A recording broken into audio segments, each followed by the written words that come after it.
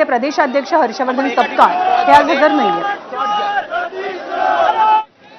साहेबांचं ऐका ना तुम्ही, साहेबांचं ऐका. महिला आघाडी तुमच्या सोबत आहेत अनेक अरे चालता नाही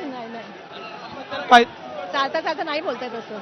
पाहिलं तर मनसेचे अनेक नेते मंडळी जे आहेत या ठिकाणी आहेत, महिला आघाडी सुद्धा या ठिकाणी, आणि ही सगळी मंडळी या ठिकाणी निघालेली पाहायला मिळत. इथे पाटील तर मनसेची महिला आघाडी सहभागी झाली आणि अर्थातच शर्मिला ठाकरे त्याचं नेतृत्व करतात. अमित ठाकरे आहेत, माजी आमदार राजू पाटील आहेत. जे सगळे रस्त्यावर उतरलेत आज, तुम्हाला तो आक्रोश दिसतोय आणि त्याच्यामुळे मला वाटतं की कुठे निवडणूक आयोगाने ह्या गोष्टी गांभीर्याने घेतल्या पाहिजे.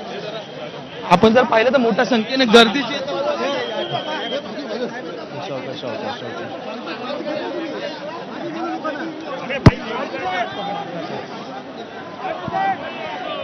एक साधारणपणे 1.5 किलोमीटरचं अंतर आहे या मोर्चाच्या सुरुवातीच्या ठिकाणापासून ते मुंबई महानगरपालिकेपर्यंत. सर्व नेत्यांनी, कार्यकर्त्यांनी आणि सर्वसामान्य जनतेनं सुद्धा या मोर्चामध्ये सहभागी होत आंदोलन करायला सुरुवात केली. दुसरीकडे शरद पवार हे मेट्रो सिनेमाच्या बरोबर बाहेर थांबलेले आहेत.